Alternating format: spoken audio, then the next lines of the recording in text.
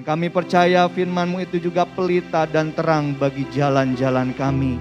Di saat kami rasanya gelap dan tidak tahu menuju ke arah mana, tetapi kami boleh dihiburkan lewat kebenaran firman-Mu yang menguat kami, yang meneguhkan kami, yang mengingatkan kami. Dan kami bersyukur Tuhan Yesus Kristus, pada pagi hari ini Tuhan boleh hadir di tempat ini, menyatakan kuasa-Mu, menyatakan mukjizat-Mu, memberkati kami semua. Dan kami percaya lewat kebenaran firman yang sebentar kami akan dengar itu boleh meneguhkan kami, menghibur kami, menguatkan kami yang lemah ya Tuhan. Urapi hamba-Mu yang tidak ada apa-apanya ini, urapi kami semua, seluruh sidang jemaat-Mu yang hadir pada pagi hari ini. Sehingga lewat kebenaran firman Tuhan yang disampaikan kami, pribadi lepas pribadi boleh menangkap isi hati-Mu, boleh mengerti apa yang menjadi isi hati-Mu dalam setiap kehidupan kami. Terima kasih Tuhan Yesus Kristus, kami sambut kebenaran firman-Mu. Di dalam nama Tuhan Yesus Kristus kami berdoa dan mengucap syukur. Haleluya. Amin. Silakan duduk Bapak Ibu Saudara. Puji nama Tuhan, Shalom. Salam damai sejahtera bagi kita semua. Bersyukur buat kasih karunia-Nya dan anugerah-Nya. Kalau saya boleh ada sebagaimana saya ada Bapak Ibu Saudara, bukan karena kuat gagah, tetapi semuanya karena kasih karunia dan anugerah Tuhan. Terima kasih buat kesempatan yang sudah diberikan kepada saya pada pagi hari ini untuk menyampaikan renungan firman Tuhan. Apapun yang Tuhan izinkan terjadi dalam kehidupan kita, susah, senang, suka, duka, banyak tantangan, ujian, persoalan, yakinlah selalu bahwa Allah yang kita sembah adalah Allah yang setia. Amin. Boleh lihat kanan kirinya, berikan senyumnya, berikan salam, katakan Tuhan Yesus baik. Mungkin tadi belum bersapa-sapa gitu kan, depan, belakang, kanan, kiri. Pada pagi hari ini Bapak Ibu Saudara yang dikasihi Tuhan Yesus Kristus, gereja kita bulan ini memiliki tema Jalan Keluar. Mari saya mengajak kita melihat di dalam Amsal pasal yang ke-16 ayat yang ke-25. Amsal pasal yang ke-16 ayat yang ke-25, Bapak sudah bisa memperhatikan Alkitab atau bisa lihat slide di depan, saya akan membacakannya. Ada jalan yang disangka lurus tetapi ujungnya menuju maut. Nah, Bapak Saudara yang dikasihi Tuhan Yesus Kristus, pada pagi hari ini saya akan menyampaikan firman Tuhan dengan judul Bertahan dalam Menanti Jawaban. Bertahan dalam menanti jawaban. Nah Bapak Saudara yang dikasihi Tuhan Yesus Kristus, berbicara mengenai jalan keluar berarti kita sedang berbicara tentang seseorang yang terjebak dalam satu ruangan dan sedang mencari pintu atau jalan keluar dari ruangan tersebut. Atau kalau seseorang sedang mengalami yang namanya tersesat, entah itu di hutan atau sedang masuk ke perumahan gitu kan, tersesat di perumahan tersebut dan sedang mencari jalan keluar. Jadi Bapak Saudara yang dikasihi Tuhan Yesus Kristus, kita setuju. Pada pagi hari ini, orang yang ingin mencari jalan keluar berarti harus sadar bahwa dirinya sedang terjebak, terkurung dalam suatu ruangan atau tersesat. Masalahnya Bapak Saudara yang dikasihi Tuhan Yesus Kristus, ada begitu banyak orang tidak sadar bahwa dirinya itu sedang dalam kondisi yang terkurung dan terjebak dalam persoalan, dalam masalah. Bahkan ada banyak orang yang tidak sadar bahwa dirinya itu sedang tersesat. Nah Amsal mengatakan ada jalan yang disangka lurus tetapi ujungnya menuju maut. Yang kita pikir ini jalan keluar bagi persoalan kita, tetapi ternyata ini malah jalan menuju persoalan yang semakin besar. Yang kita pikir ini adalah jawaban bagi masalah hidup kita, tetapi ternyata ini adalah jawaban yang membuat masalah hidup kita semakin besar. Sehingga Bapak Ibu Saudara yang dikasihi Tuhan Yesus Kristus, kita harus sepakat dulu. Jalan keluar itu hanya diperuntukkan bagi orang yang sadar bahwa dirinya sedang berada dalam persoalan. Jalan keluar itu diberikan kepada orang yang sadar bahwa dirinya itu sedang dalam kondisi tersesat hidupnya. Nah ada sebuah cerita, ada seorang pembunuh yang akan dihukum mati. Nah pembunuh tersebut ini mempunyai seorang saudara lelaki. Saudara laki-laki ini adalah seorang yang pernah berjasa besar bagi negara. Saudara lakinya ini tersebut datang ke presiden dan memohonkan surat pengampunan, pembebasan bagi saudaranya ini yang seorang pembunuh. Dan presiden memberikan surat pengampunan, surat pembebasan dan mengizinkan, memberikan ya sudah silakan boleh adanya pengampunan, memberikan pengampunan. Permohonan saudaranya ini dikabulkan. Maka si saudara laki-lakinya ini pun akhirnya pergi ke penjara. Bertemu dengan sang pembunuh tersebut, saudaranya juga. Dan dia pun bertanya kepada saudaranya ini, apa yang akan kamu lakukan jika kamu menerima pengampunan atau surat pembebasan? Lalu jawab si sang pembunuh tersebut, dia berkata seperti ini, hal pertama yang akan aku lakukan ketika aku bebas adalah aku akan melacak si hakim yang memberikan aku hukuman dan membunuhnya. Aku akan mencari saksi yang memberatkanku dan aku akan membunuhnya. Begitu saudaranya ini mendengar perkataan dari si pembunuh tersebut yang saudaranya juga gitu ya. Akhirnya dia pun berdiri dan dia pergi meninggalkan penjara tersebut dan meninggalkan saudaranya laki-laki. Nah Bapak Ibu Saudara yang dikasihi Tuhan Yesus Kristus, banyak orang tidak sadar bahwa dirinya tersesat atau terjebak dalam situasi, dalam masalah, dalam persoalan. Dan sebenarnya dia membutuhkan jalan keluar. Nah bagi orang yang tidak membutuhkan jalan keluar itu tidaklah penting bagi mereka. Bagi orang yang tidak sadar bahwa hidupnya itu bermasalah, bagi orang yang tidak sadar bahwa dia sedang berada dalam jalan yang menyesatkan, jalan keluar itu hanya akan membuat dia terjebak dalam lingkaran setan. Terus melakukan hal-hal yang sama, terus melakukan dosa yang sama, terus melakukan persoalan masalah yang sama, terjebak dalam hal-hal yang sama. Sehingga Bapak Saudara yang dikasihi Tuhan Yesus Kristus, saya sebagai hamba Tuhan percaya bahwa Allah itu sebenarnya sudah punya 1001 cara, 1001 jawaban, 1001 jalan keluar bagi satu persoalan kita. Cuma yang menjadi masalahnya adalah apakah Bapak Saudara sadar? Apakah Bapak Saudara sadar bahwa kita itu sedang dalam kondisi masalah? Mungkin Bapak Saudara berkata, saya tidak sedang dalam kondisi masalah. Hidup saya diberkati Tuhan, hidup saya sehat walafiat, hidup saya sedang dalam kondisi yang banyak keuangannya, anak-anak pun hormat dan takut akan Tuhan. Tetapi yang menjadi persoalannya Bapak Saudara yang dikasihi Tuhan Yesus Kristus, mau sampai kapan hidup kita tidak akan menghadapi masalah? Selama kita hidup di dunia Bapak Saudara yang dikasihi Tuhan Yesus Kristus, yang namanya persoalan, masalah, tantangan dan ujian pasti akan terjadi.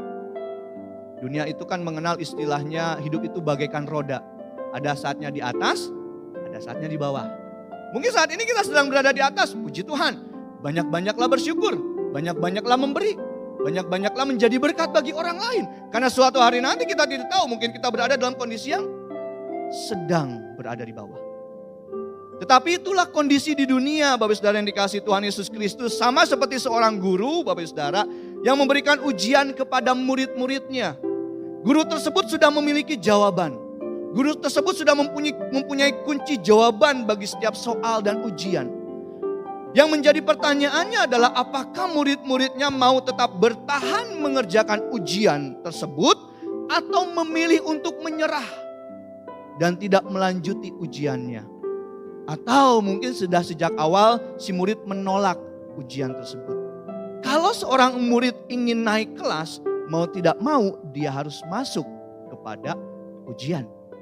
Sama dengan kehidupan kita Bapak Saudara yang dikasihi Tuhan Yesus Kristus. Kalau kita ingin mengalami yang namanya naik kelas dalam iman, dalam kerohanian, dalam karakter hidup, dalam kedekatan kita dengan Tuhan, maka kita harus masuk kepada yang namanya ujian.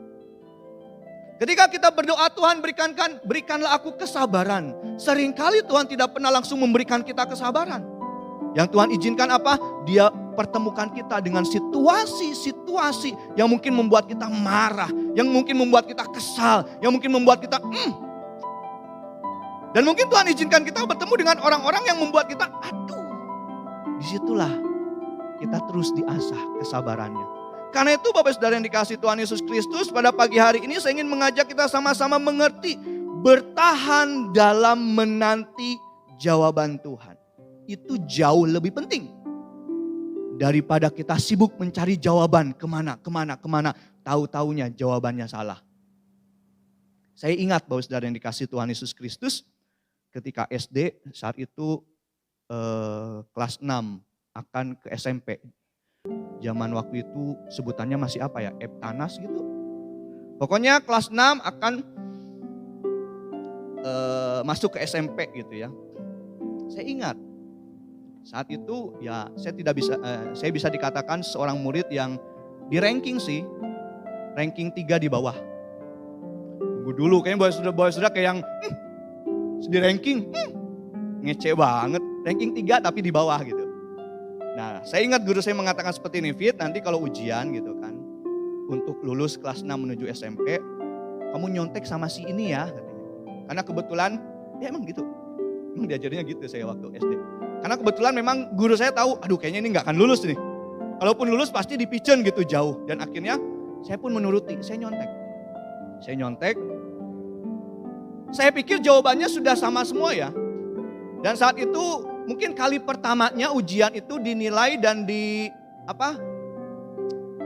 pokoknya dinilai dengan cara komputer. Saya yakin jawaban saya dari nomor 1 sampai akhir soal itu sama persis sama si A ini. Tahu-taunya begitu hasil sudah diberikan, teman saya itu masuk ke SMP 4. Saya dibuang ke SMP 1. Barekbek.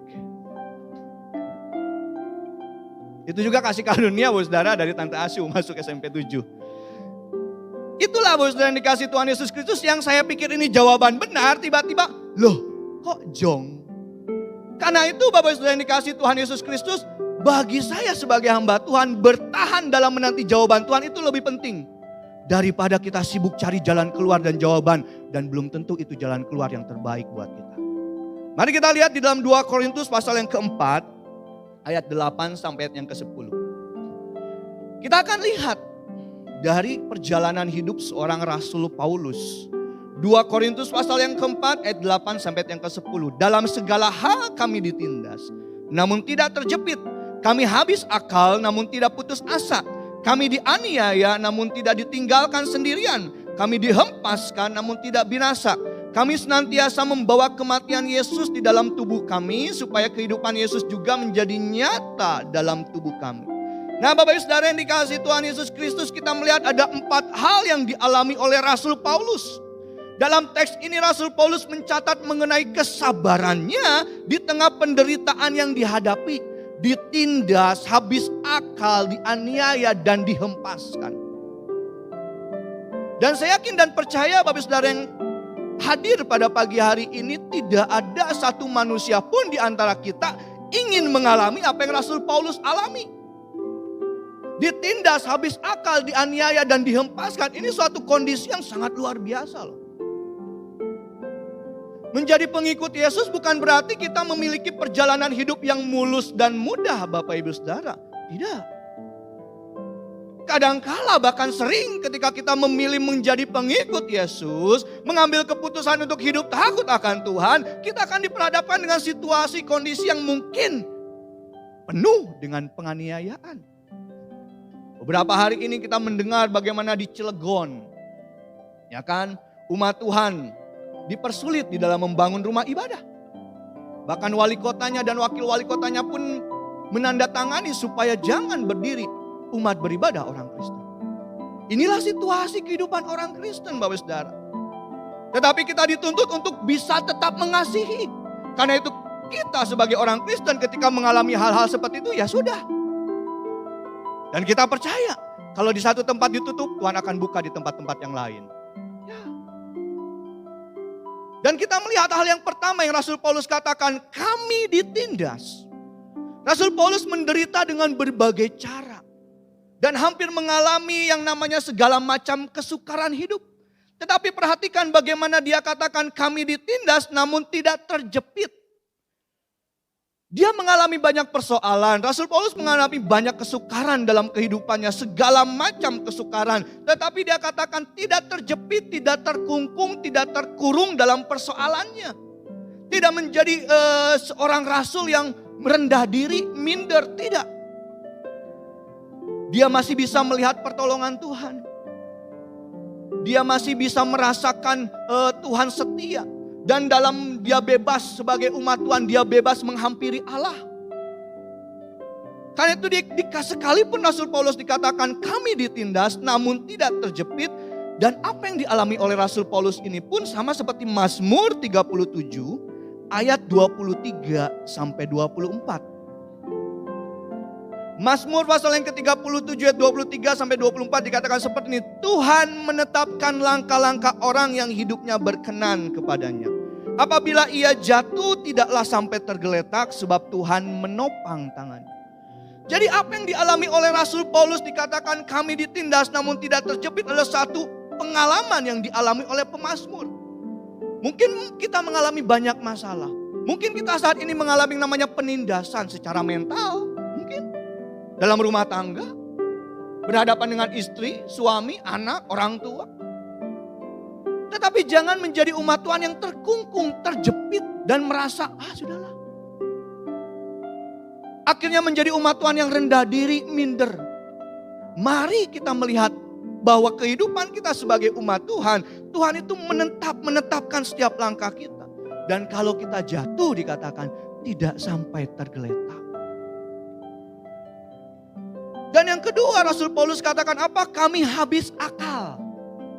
Jadi Bapak Saudara yang dikasihi Tuhan Yesus Kristus, jangan berpikir sebagai seorang rasul. Rasul Paulus ini tidak pernah alami yang namanya ketidakpastian hidup. Dia katakan kami habis akal. Rasul Paulus pernah mengalami yang namanya kebimbangan akan apa. Kebimbangan dengan apa yang akan terjadi dalam kehidupannya dan pelayanannya. Jelas dikatakan dia habis akal. Bahkan dia pernah tidak jarang dia merasa cemas dan takut. Dia berhadapan dengan masalah dari dalam maupun dari luar. Dari dalam itu dari orang-orang seiman. Dari luar itu dari orang-orang Yahudi yang memburu dia, ingin membunuh dia. Tetapi yang menarik adalah kami habis akal namun tidak putus asa. Dalam kondisi mungkin dia bimbang, dalam kondisi mungkin Rasul Paulus takut, cemas akan hari esok. Rasul Paulus katakan, aku tidak putus asa. Rasul Paulus tetap tahu bahwa Tuhan mampu menyelamatkan hidupnya. Rasul Paulus tetap tahu bahwa Tuhan mampu menopang hidupnya. Rasul Paulus tetap menaruh percaya dan pengharapannya kepada Allah. Sehingga Rasul Paulus kepada jemaat di Filipi, dalam Filipi 4 ayat 12 sampai 13 dikatakan seperti ini. Filipi 4 ayat 12 sampai 13, aku tahu apa itu kekurangan dan aku tahu apa itu kelimpahan. Dalam segala hal dan dalam segala perkara tidak ada sesuatu yang merupakan rahasia bagiku. Baik dalam hal kenyang maupun dalam hal kelaparan. Baik dalam hal kelimpahan maupun dalam hal kekurangan. Segala perkara dapat kutanggung di dalam Dia yang memberi kekuatan kepadaku. Jadi Bapak Saudara yang dikasihi Tuhan Yesus Kristus, jangan Bapak Saudara berpikir bahwa Rasul Paulus sebagai seorang rasul itu tidak pernah mengalami yang namanya hilang akal. Dan Rasul Paulus jelaskan, aku tahu yang namanya kenyang itu kayak gimana. Aku tahu yang namanya kelaparan itu kayak gimana. Dalam hal kelaparan, dalam hal kenyang dia tahu. Dan Rasul Paulus katakan segala perkara dapat kutanggung di dalam Dia yang memberi kekuatan kepadaku. Mungkin saat ini kita habis akal, Bapak Saudara. Dalam pekerjaan, dalam pelayanan, dalam usaha kita, ekonomi mungkin. Kita udah memutar otak kita untuk apa sih yang harus bisa aku lakukan untuk keluar dari persoalan ini. Tetapi ingat, jangan sampai putus asa.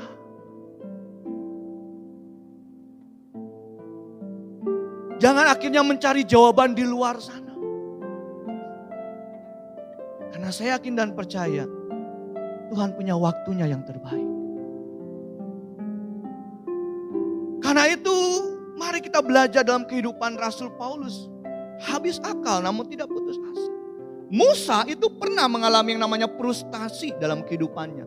Melarikan diri ke Midian.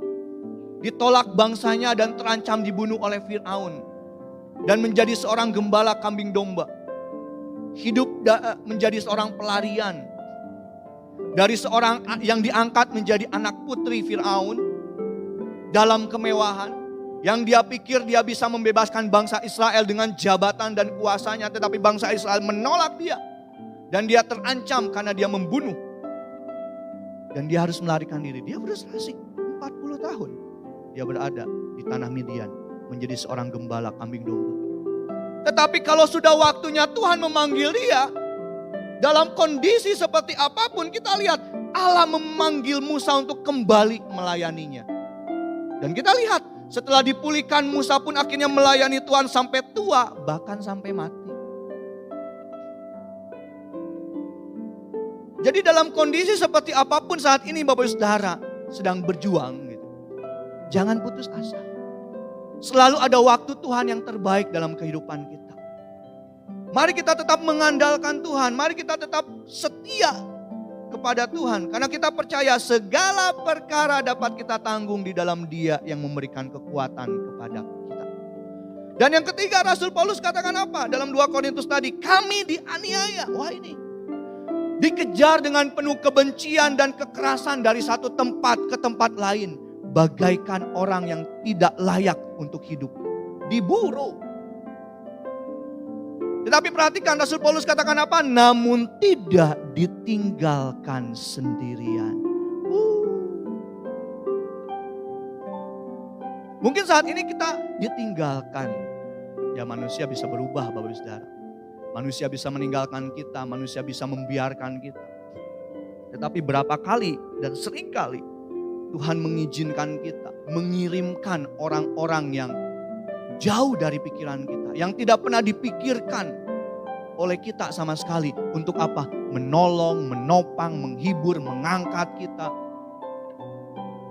Gak apa-apa orang meninggalkan kita. Gak apa-apa orang membiarkan kita dalam kondisi kita dianiaya sekalipun. Tetapi Tuhan sanggup kirimkan orang-orang yang lain untuk menolong kita. Dan yang paling penting Bapak Saudara yang dikasihi Tuhan Yesus Kristus, Allah yang kita sembah, Dia tidak pernah meninggalkan kita sendirian. Amin. Ya. Ibrani 13 ayat yang kelima. Ibrani pasal yang ke-13 ayat yang kelima dikatakan, janganlah kamu menjadi hamba uang dan cukupkanlah dirimu dengan apa yang ada padamu. Karena Allah telah berfirman, perhatikan. Aku sekali-kali tidak akan membiarkan engkau dan aku sekali-kali tidak akan meninggalkan engkau. Apapun yang menjadi persoalan kita hari-hari terakhir ini, apapun yang menjadi masalah hidup kita, Bapak Ibu Saudara mungkin sedang struggle, berjuang. Percayalah, janji Tuhan, aku sekali-kali tidak akan membiarkan engkau dan aku sekali-kali tidak akan meninggalkan engkau. Memang Bapak Ibu Saudara yang dikasihi Tuhan Yesus Kristus, akibat pandemi COVID-19 ada begitu banyak usaha yang mati suri atau mungkin mati total. Pekerjaan yang mungkin mengalami penurunan omset dan lain sebagainya. Tetapi janji Tuhan, janganlah kamu menjadi hamba uang. Cukupkan dulu dirimu dengan apa yang ada padamu. Dan percayalah, ada waktunya kita akan mengalami masa-masa kelimpahan. Ya mungkin saat ini kita dalam kondisi yang cukupkanlah dulu. Dan janji Tuhan apa? Aku sekali-kali tidak akan membiarkan engkau. Pegang janji Tuhan. Dan yang keempat, kalau kita kembali kepada 2 Korintus tadi, dikatakan kami dihempaskan. Dibuat patah hati, hilang semangat. Rasul Paulus pun pernah alami semangatnya itu menjadi lemah dalam melayani Tuhan. Tetapi dikatakan kami dihempaskan namun tidak binasa. Dan Rasul Paulus tetap dipelihara dan mampu bertahan. Daud dalam Mazmurnya pernah berkata bahwa ketika dia menghadapi yang namanya persoalan lari dari Absalom gitu ya. Daud pernah berkata dalam Mazmurnya itu bagaimana orang-orang di sekitarnya itu mengatakan tidak ada pertolongan. Coba kita lihat Mazmur 3 ayat 1 sampai yang keempat. Mazmur pasal yang ketiga 1 sampai yang keempat. Mazmur Daud ketika ia lari dari Absalom anaknya. Ya Tuhan, betapa banyaknya lawanku, banyak orang yang bangkit menyerang aku. Banyak orang yang berkata tentang aku, baginya tidak ada pertolongan daripada Allah. Tetapi Engkau Tuhan adalah perisai yang melindungi aku. Engkaulah kemuliaanku dan yang mengangkat kepalaku. Dengan nyaring aku berseru kepada Tuhan dan Ia menjawab aku dari gunungnya yang kudus. Mungkin saat ini kita seperti Daud. Menghadapi masalah, tahu-tahu orang sekitar berkata, wah ini gara-gara kamu berdosa. Oh iya kan? Daud katakan seperti itu. Banyak orang yang berkata tentang aku, baginya tidak ada pertolongan daripada Allah. Ketika dia harus lari dari Absalom anaknya. Mungkin saat ini kita pun mengalami seperti yang Daud alami. Orang-orang sekitar tuh bukannya mendukung kita, bukannya mengangkat kita, bukannya menghibur kita, menjudge. Ayo, harusnya kamu introspeksi diri dong. Ada dosa yang disembunyikan, ngaku aja.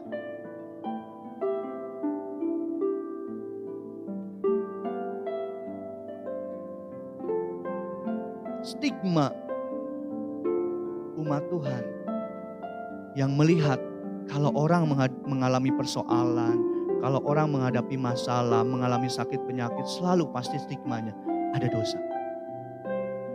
Ya memang Bapak Saudara yang dikasihi Tuhan Yesus Kristus, tidak bisa dipungkiri yang namanya masalah, persoalan, tantangan hidup, ujian, pencobaan itu bisa dari 3 hal.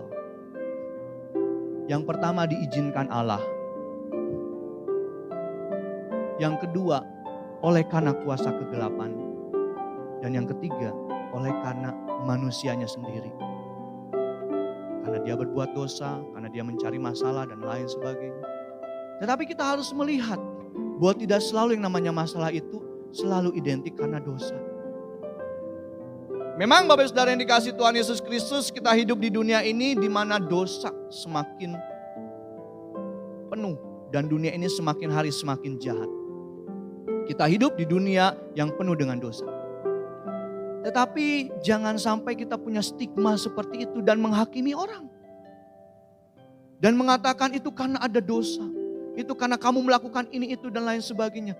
Hei, siapa kita yang menjadi hakim atas saudara-saudara kita? Dan Rasul Paulus pernah alami seperti itu. Kami dihempaskan namun tidak binasa.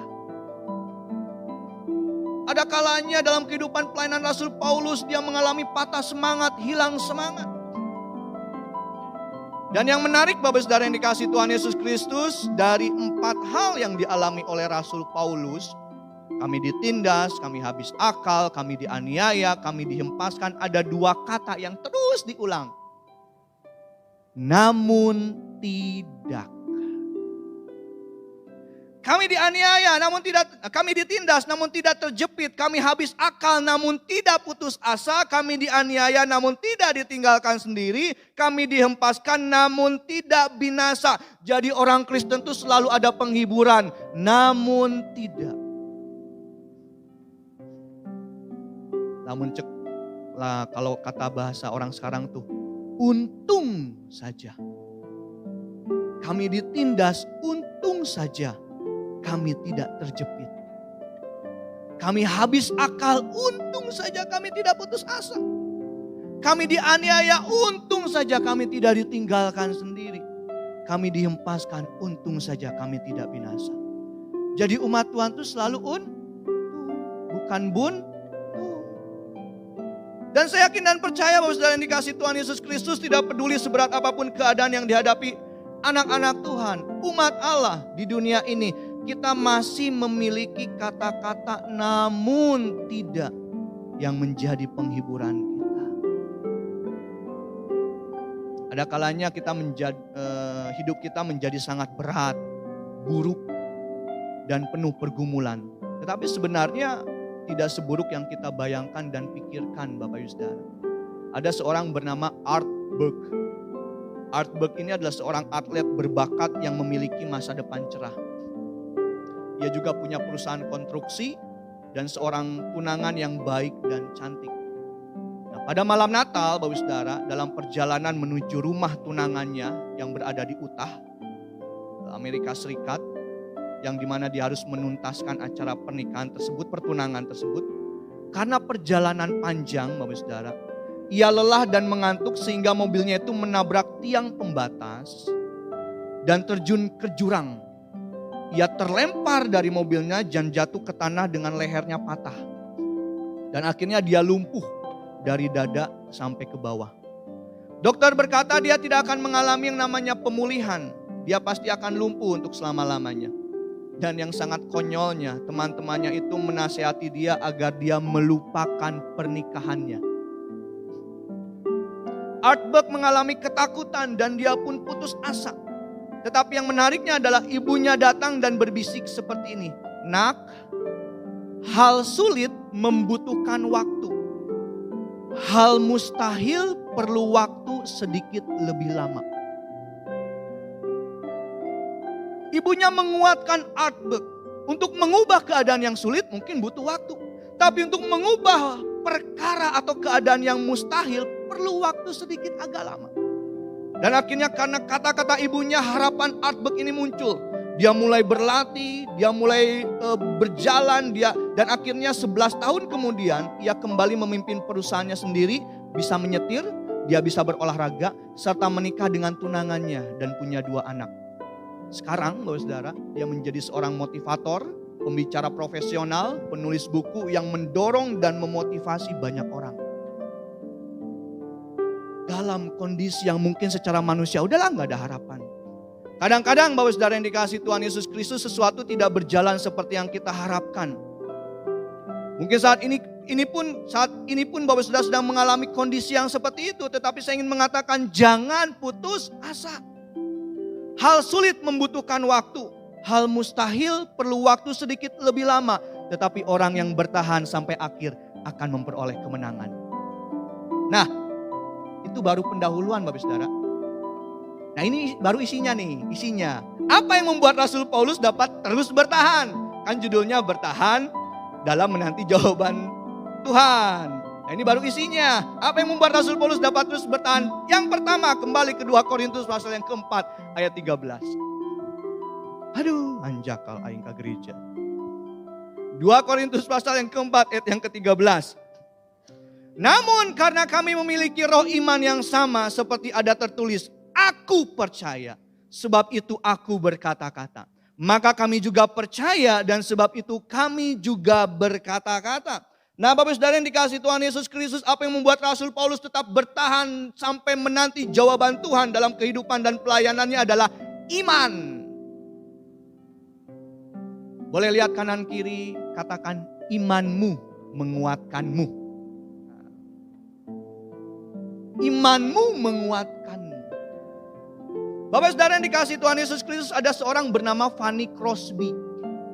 Fanny Crosby ini adalah seorang hamba Tuhan. Dia ini juga penulis lagu yang banyak sekali. Kalau Bapak Saudara pernah masuk ke gereja GKI atau mungkin sebelumnya beraliran GKI, ada banyak lagu-lagu dari GKI itu, kidung jemaatnya itu adalah diciptakan oleh Fanny Crosby. Fanny Crosby ini menciptakan 8.000 lagu pujian rohani Kristen. Pada usia 6 minggu dia mengalami kebutaan. Jadi pada usia 6 minggu dia mengalami flu dan matanya itu mengalami peradangan. Nah orang tuanya ini membawa si Fanny Crosby yang masih usianya 6 minggu ya ke dokter. Dan terjadilah malpraktek. Jadi dokter salah memberikan obat, meneteskan obat mata kepada matanya dan akhirnya Fanny Crosby menjadi buta seumur hidup. Dan pada usia 6 bulan ayahnya meninggal dan dia akhirnya dibesarkan oleh ibu dan neneknya.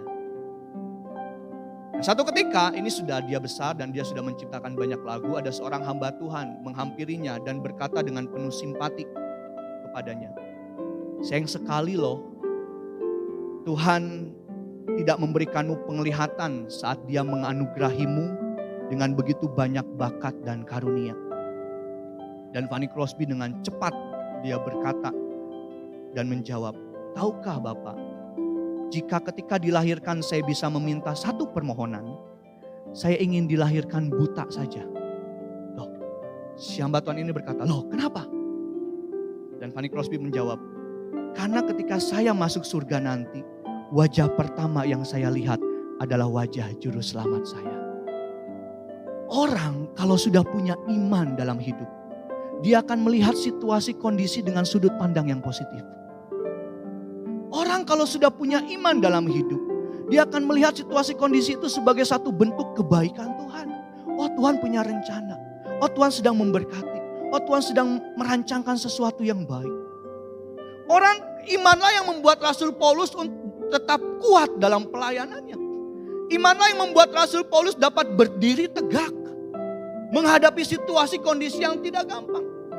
Tahukah Bapak Ibu Saudara yang dikasih Tuhan Yesus Kristus, ketika Yesus datang kembali, apa yang dia cari? Lukas 18 ayat yang ke-8.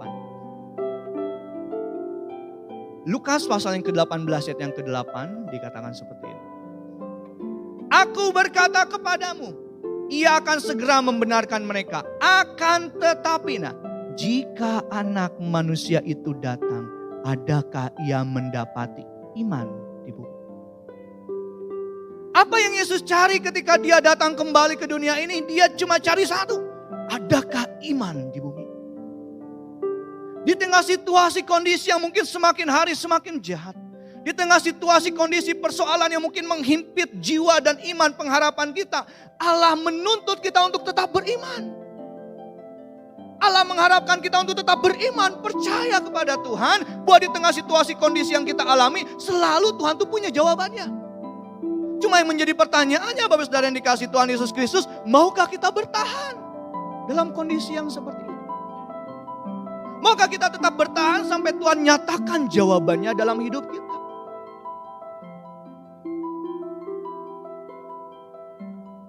Apa yang Rasul Paulus alami, dia teladani dari Daud. Mazmur 116 ayat yang ke-10. Mazmur 116 ayat yang ke-10 dikatakan, aku percaya sekalipun aku berkata, aku ini sangat tertindas. Oh, ini kontradiksi sekali Bapak Saudara yang dikasih Tuhan Yesus Kristus. Daud secara jasmani, secara kasat mata dalam kondisi sangat tertindas. Tetapi hatinya berkata apa? Aku percaya. Ini pun yang dilakukan oleh Rasul Paulus. Karena itu Rasul Paulus menegaskan di dalam teks yang tadi kita baca, aku percaya sebab itu aku berkata-kata. Kalimat ini dia ambil dari Mazmur 116 ayat yang ke-10. Mungkin secara manusia kita tertindas, mental, jiwa. Mungkin kita mengalami yang namanya stres, depresi.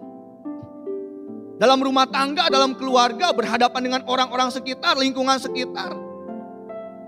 Tetapi mari kita belajar dari kehidupan Rasul Paulus dan Daud. Sekalipun aku ini sangat tertindas, aku percaya. Percaya apa? Percaya rancangan Tuhan yang terbaik. Percaya apa? Tuhan pasti memberikan jawabannya tepat pada waktunya. Percaya apa? Tuhan tidak pernah meninggalkan kita sendirian.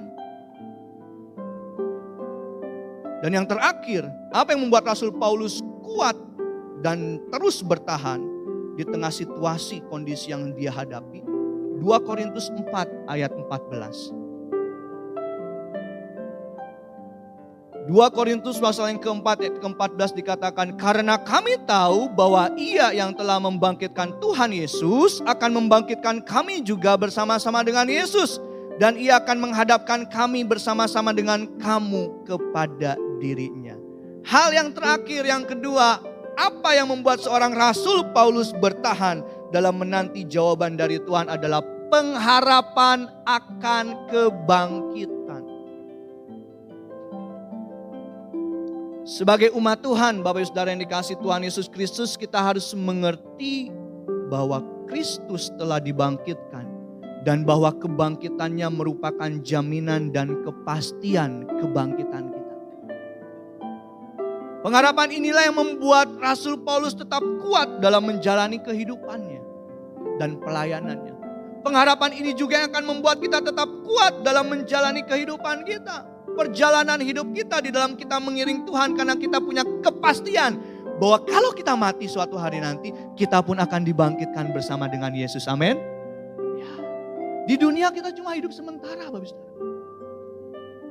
Di dunia kita menghadapi sakit, penyakit, masalah, tantangan, depresi, tekanan, itu cuma sementara.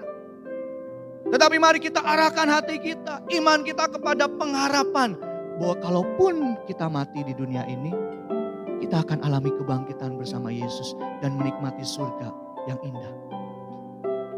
Seorang hamba Tuhan bernama Dr. Witherspoon, yang juga mantan rektor Princeton College, suatu kali berada di atas kapal.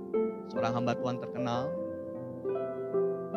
Ketika dia berada di atas kapal, dia pun bersama-sama dengan salah satu guru besar. Seorang profesor juga dalam hal filsafat.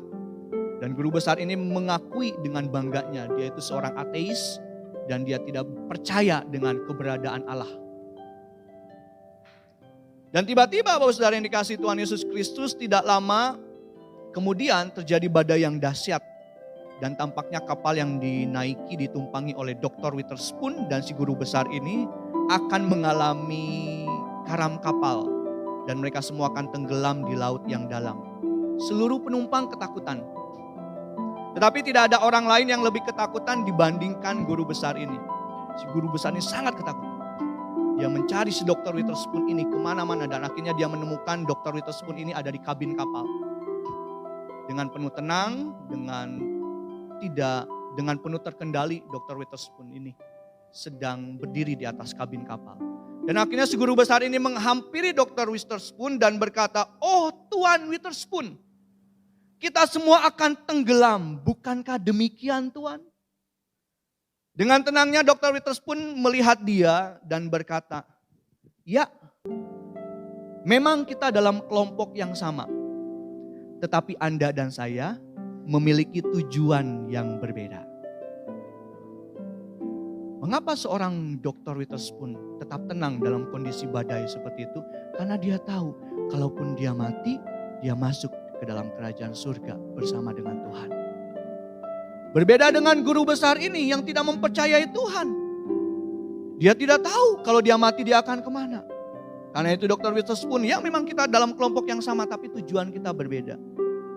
Sebagai ayat yang terakhir Bapak Saudara, 2 Korintus 4 ayat yang ke-10. 2 Korintus pasal yang keempat ayat yang ke-10 dikatakan, "Kami senantiasa membawa kematian Yesus di dalam tubuh kami, supaya kehidupan Yesus juga menjadi nyata di dalam tubuh kami." Rasul Paulus mengatakan, ya kami ditindas, kami hilang akal, kami dianiaya, kami dihempaskan. Kami senantiasa membawa kematian Yesus di dalam tubuh kami, supaya kehidupan Yesus juga menjadi nyata di dalam tubuh kami. Tidak apa-apa kita orang Kristen mengalami penganiayaan. Tidak apa-apa kita mengalami yang namanya tekanan, persoalan, masalah, tantangan, ujian. Kita mungkin berpikir kita membawa kematian Yesus dalam tubuh kita. Tetapi dengan diizinkannya persoalan, kita percaya Yesus akan semakin hidup dalam diri kita. Aku harus semakin kecil, dia harus semakin besar. Bersyukur lewat persoalan, masalah yang kita hadapi, kita akan semakin diperbaharui menjadi sama seperti Yesus. Karena itu Bapak Saudara yang dikasihi Tuhan Yesus Kristus, saya tutup dengan kesimpulan, dalam kondisi apapun, ditindas, habis akal, dianiaya dan dihempaskan, tetaplah bertahan sampai Tuhan nyatakan jawabannya dalam hidup kita.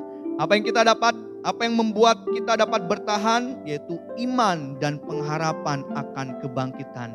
Jadilah umat Tuhan yang tetap kuat dalam Tuhan. Tuhan Yesus memberkati.